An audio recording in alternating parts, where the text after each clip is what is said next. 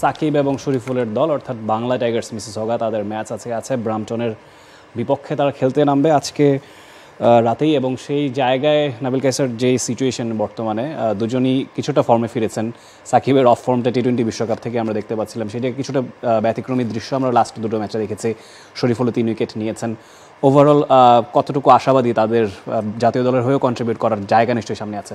এই টুর্নামেন্ট নিয়ে কথা বলতে হলে আগে যে ব্র্যাম্পটনের বিপক্ষে খেলা, তবে সবার আগে ব্র্যাম্পটনের মাঠটা নিয়ে কথা বলতে হবে, কারণ গেল দিন দুটা ম্যাচই পরিত্যক্ত হয়েছে, সেটা মাঠের খারাপ কন্ডিশনের কারণে। প্রথম ম্যাচটাতে শর্ট ফরম্যাটে খেলার কথা ছিল, 2 ওভার পরে 25 রান যখন একটা দল করেছে 1 উইকেটের বিনিময়ে, তখন ম্যাচটা পরিত্যক্ত হয়। দ্বিতীয় ম্যাচটা মাঠের পরিচর্যার পরে খেলা শুরু হয়েছিল, তবে 2-3 ওভারে বেশি কিন্তু 5 ওভার সম্ভবত হয়েছে, 5 ওভারে 28 রানে 1 উইকেটে তুলেছিল এবং তখনই আসলে খেলাটা বন্ধ করতে হয়েছে, কারণ মার্কাস স্টয়নিসের একটা বলে এমনভাবে লাফিয়ে উঠেছে এবং লোগান ভ্যান বিক বল করছিলেন, তাদের বলগুলো কোনোটা নিচে হচ্ছিল, কোনোটা উপরে উঠে আসছিল এবং ব্যাটসম্যানদের আঘাত করছিল।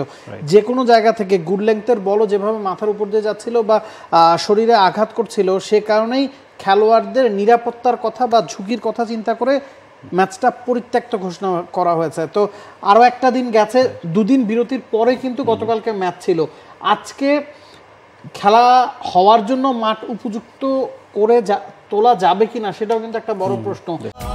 এখন এমনই ফুরফুরে মনে থাকবে সবাই, বসুন্ধরা টয়লেট্রিজ, ফুরফুরে মন সারাক্ষণ।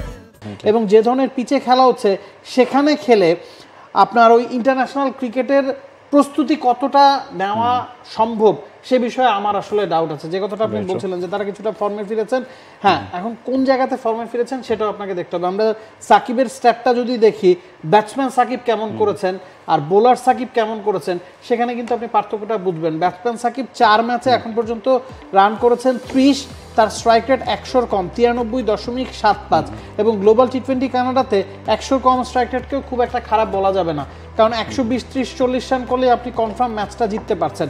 বোলার সাকিব 4 ম্যাচে 6 উইকেট নিয়েছেন, তার ইকোনমি 5.68। বোলার সাকিবের প্রস্তুতিটা ভালো হচ্ছে আপনি বলতে পারবেন, তবে ব্যাটসম্যান সাকিবের প্রস্তুতিটা কিন্তু মোটেও ভালো হচ্ছে না। তার এমনিতেই আত্মবিশ্বাসের কিছুটা কমতি আছে, কারণ বিশ্বকাপে নেদারল্যান্ডসের বিপক্ষে ম্যাচের পর থেকে ব্যাট হাতে সাকিব ফর্মে নেই এবং মেজর লিগ ক্রিকেটে তিনি একের পর এক ম্যাচ খেলেছেন, সম্ভবত 5টা ম্যাচ খেলেছেন।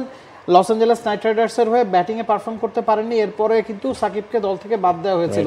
বাংলা টাইগার্সের হয়ে প্রতিটা ম্যাচ তিনি খেলছেন, তবে যে ধরনের কনফিডেন্স নিয়ে তিনি ব্যাটিংয়ে নামছেন, এই ধরনের পিচে খেলে সেই কনফিডেন্সটা আরও খানিকটা কমে যাচ্ছে, কোনো সন্দেহ নেই। আমরা মিরপুরের উইকেটে বলি যে ব্যাটিং করাটা ডিফিকাল্ট, দুরূহ কাজ, স্লো উইকেটে খেলা হয়, তবে ব্র্যাম্পটনের উইকেটটা স্লো বা লো না, সেখানে যে স্পিনাররা সহায়তা পাচ্ছে ব্যাপারটা তা না। আপনি যদি একটা দলে 5 জন বা 6 জন বোলার ব্যবহার করুন, 1 জন বা 2 জন স্পিনার বোলিং করছেন, বাকিরা কিন্তু পেস বোলারই বোলিং করছেন। তবে ভ্যারিয়েবল বাউন্সের কারণে ওই পিচে রান করাটা আসলে খুব ডিফিকাল্ট, সে কারণে ব্যাটসম্যান সাকিবের প্রস্তুতি ভালো না হয়ে আমার কাছে মনে হচ্ছে উল্টো খারাপ হচ্ছে। আবার শরীফুলের কথা যদি বলেন, তার স্ট্যাটটা যদি আমরা দেখি, হি হ্যাজ বিন আউটস্ট্যান্ডিং। পাওয়ার প্লেতে বোলিং করছেন, স্লগ ওভারে বোলিং করছেন, 4 ম্যাচে তার কোটার 4 ওভার প্রতি ম্যাচেই তিনি সম্পূর্ণ করেছেন, 6টা উইকেট পেয়েছেন, তার গড় 11, ইকোনমি 4.5-এর কম। এবং আপনি যখন পাওয়ার প্লেতে বোলিং করবেন, যখন নতুন বলটা আপনাকে ব্যবহার করতে দেওয়া হয় এবং যে ধরনের উইকেটে খেলা হচ্ছে 120, 30, 40 রানের উইকেট, সেই ধরনের উইকেটে ব্যাটসম্যানদের টার্গেট থাকে পাওয়ার প্লেটাকে কাজে লাগানোর, কারণ নতুন বলে আপনি কিছুটা রান করতে পারবেন, পরের দিকে গিয়ে রান করাটা ডিফিকাল্ট হয়ে যায়। তো এই পাওয়ার প্লেতে শরীফুল বোলিং করছেন, উইকেট নিচ্ছেন, ইকোনমিক্যাল বোলিং করছেন। আবার স্লগ ওভারের শেষ 2-3টা ওভার যখন তিনি বোলিং করছেন, সেই সময়ও তিনি ইকোনমিক্যাল থাকছেন, তো তার আত্মবিশ্বাসটা নিশ্চিতভাবেই বাড়ছে। অ্যাবসলিউটলি, আপনি বলছিলেন 6টা উইকেট সে নিয়েছে, লাস্ট ম্যাচেই 3টা উইকেট পেয়েছে 4 ওভারে 11 রান দিয়ে। সো ওই জায়গাটা বোঝা যায় যে শরীফুল লাস্ট এলপিএলেও তার আসলে সেরকম কোনো পারফরমেন্স দেখা যায়নি।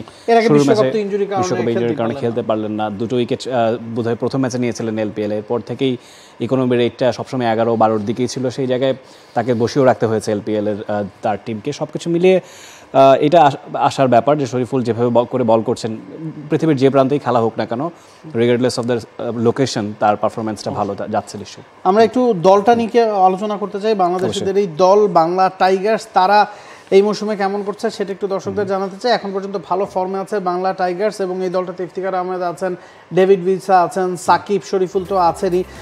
এখন পর্যন্ত বাংলা টাইগার্স 4 ম্যাচে তাদের পয়েন্ট 6, 4 ম্যাচের মধ্যে 3টা ম্যাচ তারা জিততে পেরেছে। মন্ট্রিল টাইগার্স সবার ওপরে আছে, টরন্টো ন্যাশনালস 3 নম্বর পজিশনে আছে, ব্র্যাম্পটন সারের পরে ভ্যাঙ্কুভার নাইটস একেবারে শেষ পজিশনে আছে। ভ্যাঙ্কুভার নাইটসের 5 ম্যাচে 1 পয়েন্ট, গেল ম্যাচটা তাদের জয় খুব দরকার ছিল, ম্যাচটা পরিত্যক্ত হয়, তারা পয়েন্টের খাতা খুলেছে। তবে এখনও রেস থেকে আসলে কোনো দলই ছিটকে গেছে বা কোনো দলই পরের পর্বে চলে গেছে এমনটা বলা যাচ্ছে না, কারণ প্রতিটা দল 6 দলের টুর্নামেন্ট, প্রতিটা দল 7টা করে ম্যাচ পাচ্ছে। তার মানে ভ্যাঙ্কুভার নাইটস যদি শেষ 2টা ম্যাচ জিতে তাদের পক্ষে কিন্তু টরন্টো ন্যাশনালসকে বা ব্র্যাম্পটন ওলসকে ধরে ফেলা সম্ভব। তো টুর্নামেন্টটা খুব ইন্টারেস্টিং হচ্ছে, যে কারো পক্ষেই এখনো আসলে পরের পর্বে যাওয়া সম্ভব।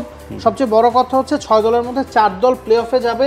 আমরা আইপিএল বা বিপিএল এ যেমনটা দেখি 1 এবং 2 কোয়ালিফায়ার 1 খেলে, 3-4 এলিমিনেটর খেলে, ওই দল ওই ম্যাচ থেকে জেতা দলের সাথে 1-2 এর হারা দল খেলে।